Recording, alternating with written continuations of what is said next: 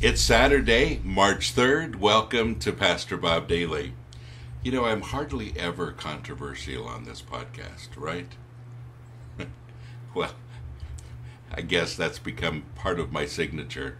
But you know, I just really want to be honest, and today is one of those days. There's something that bothers me a little bit that I want to talk to you about. And that's the whole idea of missions trips. You know, so many churches take them, and for the most part, they're fantastic. You know, it's a good way for kids to experience other things that are going on in other countries, to get a little more of a worldview of things sometimes, or just to travel a little bit in your own country and get a taste of what it's like to help somebody else. I like that. And you know, sometimes, though, I see them a little more than a vacation. And if it's a vacation, that's fine too. Just call it a vacation, not a missions trip. But you know, the one thing that I have a problem with mission trips is this. I think they're short-lived.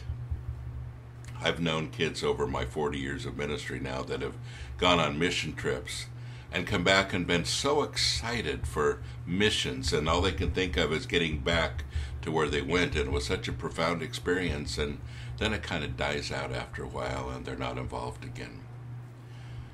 And it's a sad thing to get a taste of what it's like to help people and then not to ever do it again. Can I suggest that the best missions trip that you'll ever do is in your hometown? Seriously. You know, I would love it if just one youth group would come and help us with the homeless and actually stay. Actually stick around for a while.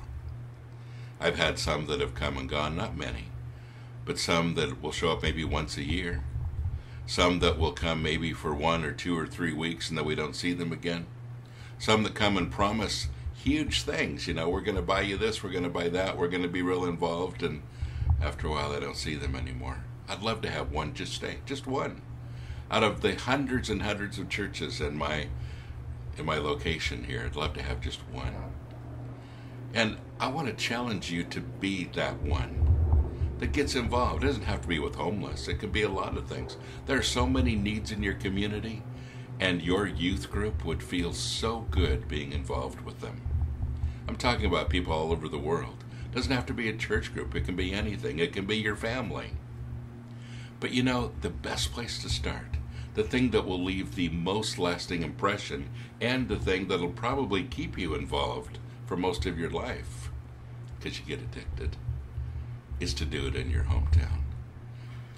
Let me challenge you today to take a look around. Here in Nashville, we have 6,000 homeless people, and that number is going up every single day. There's no way we can reach all of them. We really try. And whenever a bad storm comes like we had yesterday, or the freezing cold, or all those things, there are so many people in need. And mostly what they need is just a little bit of food and maybe a hot cup of coffee. And right now we're serving 3,500 people a month. That's a lot of people. There are quite a few people involved with that too. We could always use more. And that's true with every city in the world. Doesn't matter where you're at.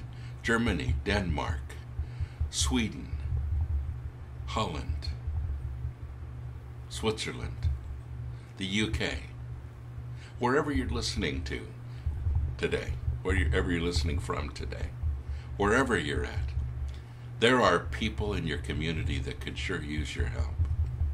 And it's a really good idea to get involved, not only for their good, but for yours. Something happens inside of us when we begin to give ourselves away, when we begin to look at other people instead of just being selfish, when we begin the process of giving out and blessing other people because we've been blessed ourselves. So that's my challenge to you today.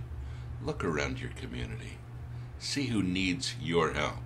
And don't just assume that somebody else is doing it, because many times no one else is. God bless you. Have a great day.